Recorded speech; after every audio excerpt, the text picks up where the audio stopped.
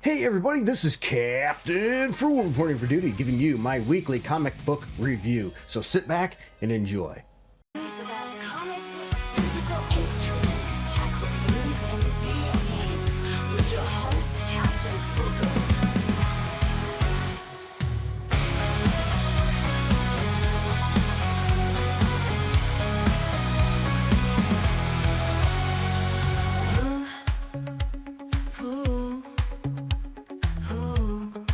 Welcome back, comic book fans, and welcome back to the channel. Every week, a flood of comics hits the shelves, and it can be tough to decide what to pick up. But don't worry, that's what I'm here for. We're about to dive in to this week's releases to crown one book the comic of the week. Will it be an epic superhero showdown, a mind-bending indie darling, or maybe a hilarious new series that everyone has been talking about? I've read a stack of them, and I've got some strong opinions. So stick around to the very end to see which comic earned the top spot and why you absolutely need to add it to your collection. Feel free to drop your own picks in the comments below. I'd love to see what you're reading. So, let's get into it. And don't forget to like and subscribe for more comic book reviews every week. Welcome back, comic book fans, to my comic book review, where we go into the virtual comic shop and talk about, well, comic books. So go ahead and share your views down in the comments. Boys, it just me the last couple weeks just hasn't seemed to have much that grabs my attention. Last week was very, very small. This week I did read a few more, but I don't know. Some books just aren't, maybe I should be checking out, but they just don't look appealing to me. Like Ultimate X-Men, the new, Batgirl, it's up to issue at 13, Poison Ivy, Amazing X-Men. They're not grabbing my attention. But I did read Batman number 3, and it has 2,165 ratings with a 4.2 score on League of Comics Geeks, which means a lot of people are reading this book, most likely. I mean, that's a lot right there. 4.2 score, pretty impressive. Writer is Matt Fraction, artist letter is George Jimenez. And so we have another interesting issue. The cover it's interesting. It's got the Riddler on it, and Batman's behind him. Is probably going to be messing up his day. But you know what? There's some better open order covers available. In this issue, we see Batman being set up. Yeah. We know it. Vandal Savage continues to set up Batman, wants to take a fall as a cop killer. So he's out to get him arrested. And sadly, this issue, we get Bernard. That's one thing that was really good about this series so far, is we didn't have any of that Bernard crap, but we get Bernard here, and he thinks he's going to tell off Bruce Wayne. He thinks Bruce Wayne is hurting him, so that's probably a segue into a different side story that's coming. Can we please do something with the universe and erase Bernard, or put Bernard back to where he was his friend, where it made more sense? What can I say? Anyway, the Arkham prisoners are being used for experimentations. So that's an interesting storyline we've got here.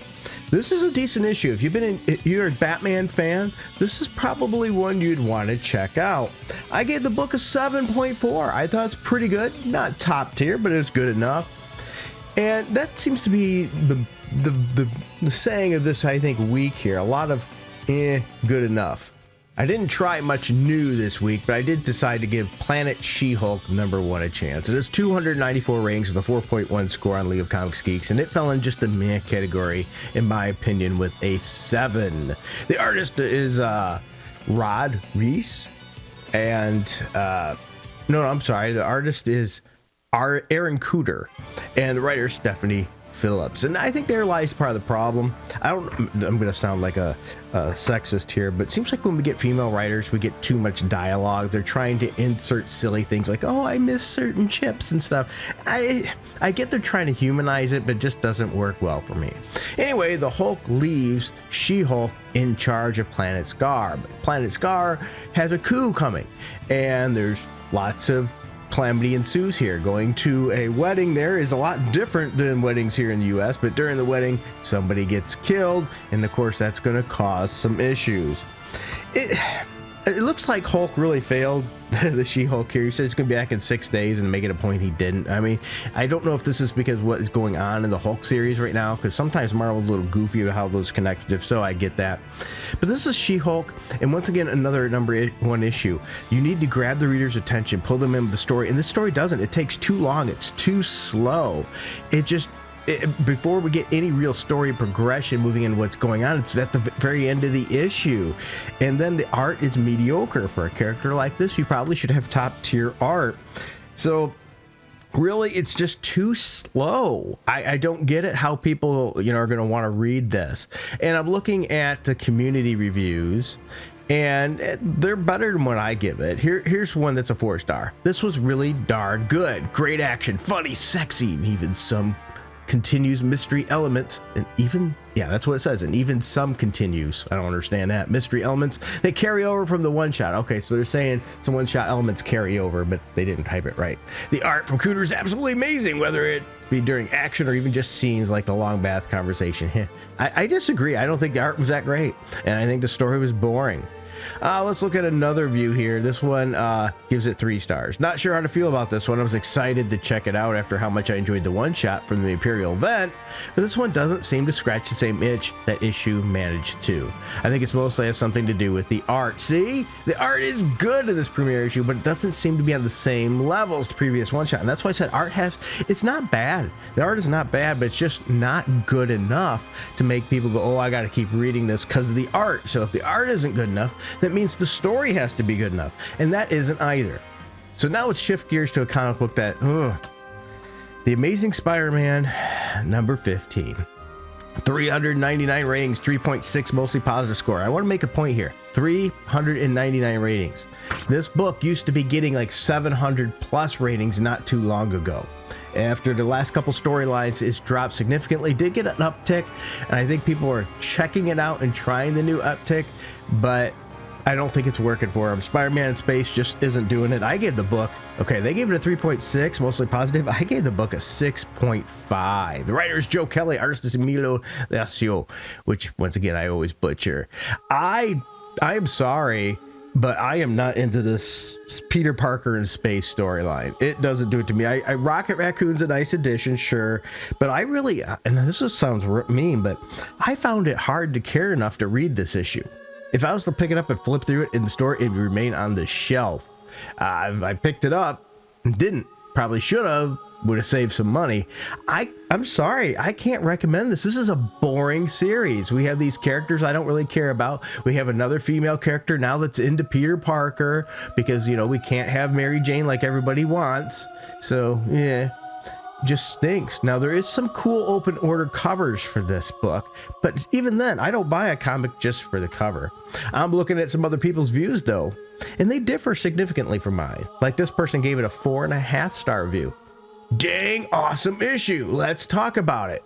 Back with Peter and the cosmic stuff. We're given some insight into Peter's inner turmoil over staying in space and the guilt he feels not returning to Earth. Put a pin in that. We'll come back to that a bit. And I disagree. See, that he does do that. And I think it's nice, but I hate it. I don't like this at all. Here's a 2.5-star. Oh, that's cool. I'm T-posing crap. I can honestly say that I did give the Amazing Guardians of the Galaxy a chance. And chance, but I think they meant A, but they put and chance. But I'm just done with it. Put Peter back on Earth. Kelly, go write the Guardian series and thrive without dragging Peter into it. I agree. This is just not fun for me. And I'm looking, there is a lot of low scores, like 2 stars, 1.5-star reviews. It's a very, very mixed book. Here's one. The writing on this is painfully inept to the point I'd rather just imagine a better story in my head. Where do I even start when writing superheroes? There are the lessons of morality and values embedded within all the fighting. And then there is Peter Parker, incessantly whining and extolling the virtues of love and peace and universal nonviolence. Yes, we get it. Peter doesn't kill, but that is implied, not preached. There is no need to announce, hey, alien warrior guys, remember today's lesson, don't kill. I agree that it's just cringe. This whole issue is cringe. I'm going to agree with that review there. Woo. I'm sorry, but Spider-Man, Amazing Spider-Man just did not do it for me. I really want to know your views. Are you enjoying Spider-Man in space? Or are you like me and says, wow, this just doesn't work for me? Because maybe it is me. Could be. Next, let's jump to the Avengers, number 32, with 135 ratings, 3.8 score. I give this book a 7.3. As you really see, the whole tone of this is meh. Writers Jed McKay, artist for Red Carmi. There is, by the way, some really good open order covers for this one that are much better than the standard cover we got, which wasn't terrible, but just wasn't great. We have a zombie invasion, if you recall from my last review of last issue. The curtain has been pulled back. Kane's triumph seems inevitable. Yep, because Kang. Learn to speak. Kang, I need a sip of my coffee. He's got that grail in his hands, and the Avengers are outnumbered by all those dead people. Okay. So we get that. It's good art in this issue. I'll give them that. And good action, too. The Avengers definitely need some help, and they get some with Hyperion. And at the end of the issue, they get even more help. Yeah, so if you like a lot of characters and things, you're going to get that. You get Black Panther, you get Sam Wilson, Captain America, Captain Marvel, Iron Man, Scarlet Witch, Storm, Vision. You even get a little bit of X-Men story parts in there with Cyclops there. We get Hyperion, the Impossible City. Yes, we get a bit more about the Impossible City and more detail in that, especially with some of the other characters like Archer and things when they come back. And we can also see Juggernaut, which I'm not a fan of him being a hero either. Maybe that's an issue I have with this.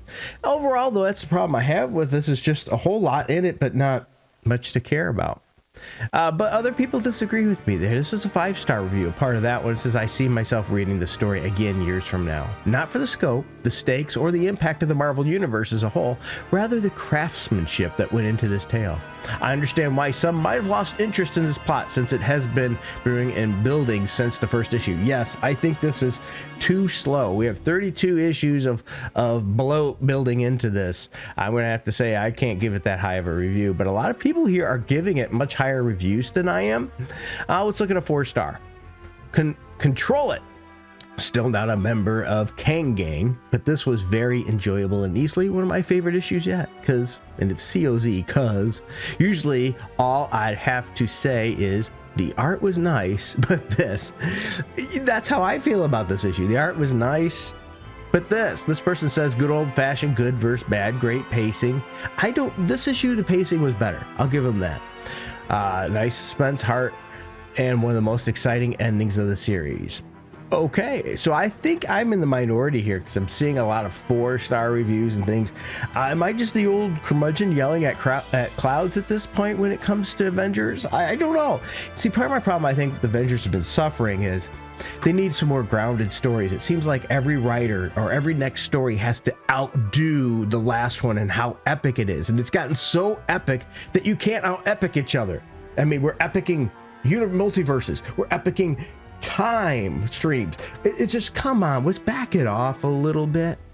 And so let's talk about backing it off a little bit and getting into the mystical with Moon Knight, Fist of Khonshu, number 14, 225 ratings, 3.9 score, and I give the book a 7.5. Writers Jeb K, artist Dimencio Carbone.